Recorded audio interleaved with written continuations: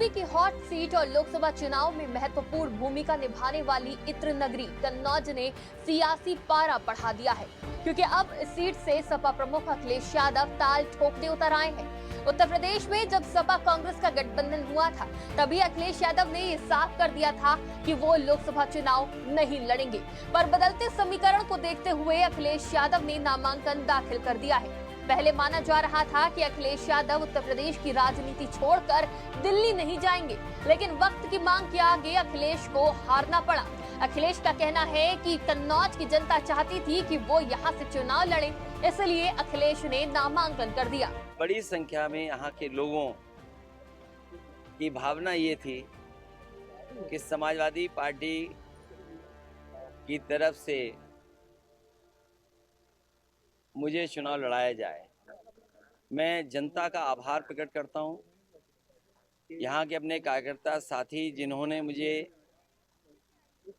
इस बात के लिए कहा कि आपको कन्नौज में दोबारा एक बार फिर लड़ना चाहिए।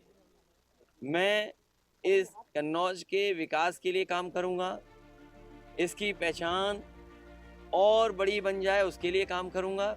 यहाँ जो तमाम काम हुए हैं, चाहे वो एक्सप्रेस वे से जुड़ना, यहाँ का व्यापारी जब चलता होगा सड़क पर, कारोबारी जब सड़क पर चलता होगा तो महसूस करता होगा कि दुनिया की बेहतरीन सड़क समाजवादियों ने दी है। माना यह भी जा रहा है कि अखिलेश के चुनावी रण में उतरने से वो कार्यकर्ताओं में जोश भरेंगे, साथ ही कन्नौज के जरिए इटावा, फर्रुखाबाद, एटा, मैनपुरी, फिरोजाबाद, आगरा और बदायूं तक पार्टी को बल देंगे। माना जा रहा है कि अखिलेश के उतरने से सपा प्रत्याशियों को भी बल मिलेगा। कन्नौज के जरिए मुलायम के चुनावी दांव से अखिलेश यादव जीत की जुगत लगा रहे हैं। पीडीए का नारा लेकर चलने वाले अखिलेश यादव एमवाई फैक्टर के साथ साथ अगड़े वोटरों को भी साधने की तैयारी में है। अखिलेश के कन्नौज से चुनाव लड़ने से पीडीए के नारे को भी जमीन पर उतारने में सपा को मदद मिलेगी। एक तरफ कम वोटिंग ने सत्तारूढ़ पार्टी का टेंशन बढ़ा दिया है, वहीं भाजपा प्रत्याशी सुब्रत पाठक के सामने अखिलेश यादव के चुनावी मैदान में उतरने से ये सीट एक बार फिर चर्चाओं का केंद्र बन गई है। ये वही सुब्रत पाठक है जिसने 2019 में डिम्पल यादव को 30,147 वोटों से हराया था।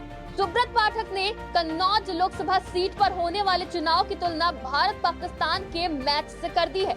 उन्होंने साफ कर दिया है कि इस बार का मैच बिल्कुल उसी तरह दिलचस्प होगा जैसे भारत और पाकिस्तान के बीच खेला जाता है। जब मीडिया ने उनसे ये सवाल किया कि इस मैच में कौन भारत है और कौन पाकिस्तान, तो उन्होंने कहा कि हम तो भारत के हित की बात करते हैं, तो हम भारत हैं, और विपक्षियों को पाकिस्तान करार दे दिया। हमने कहा था कि मैच रोचक होना चाहिए। अगर तेज प्रताप लड़ते तो मैच होता भारत और नेपाल के बीच में, अब मैच है भारत और पाकिस्तान के बीच में, तो स्वाभाविक है कि जब वर्ल्ड कप में हमेशा भारत जीतता है। नहीं तो भारत कौन है, पाकिस्तान कौन है? क्या आप हम स्वाभाविक है, हमारी सोच भारतीय है, हम लोग, और इनकी सोच पाकिस्तानी। पाकिस्तान माने कोई देश नहीं, पाकिस्तान माने एक सोच, आतंकवाद, भ्रष्टाचार, बेईमानी, नफरत, लूट। तो ये इस प्रकार की सोच है, तभी तो माफिया के घर जाते हैं। माफिया घर पर जाकर कब्र पर फातिया पढ़ते हैं, क्यों जाते हैं भैया? अब सुब्रत पाठक के इस बयान के बाद चर्चाओं का बाजार गर्म हो गया है। कन्नौज लोकसभा सीट ने एक बार फिर सियासी पारा बढ़ा दिया है।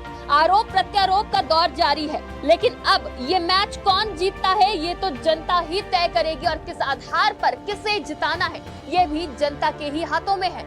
आज की खबर के लिए शिखा मेहरोत्रा की रिपोर्ट।